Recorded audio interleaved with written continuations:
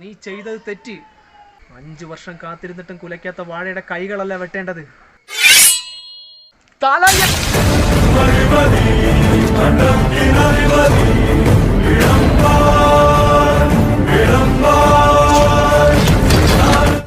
എന്താ ചെയ്തത് ബാഹുബലി? ഇന്നു മുതൽ നിന്നെ എന്റെ വാഴത്തോപ്പിൽ നിന്ന് ബാൻ ചെയ്തിരിക്കുന്നു. പറഞ്ഞതല്ല ഇന്ന് വരെ അനുസരിച്ചിട്ടല്ലേ ഉള്ളൂ. ഇതും മേൽക്കൈയേൽക്കാതെ വീഴും സൂര്യനെ, ധർമ്മം തോർക്കാതെ ആളും കാവലനെ. മേൽക്കൈയേൽക്കാതെ വീഴും സൂര്യനെ, ധർമ്മം തോർക്കാതെ ആളും കാവലനെ.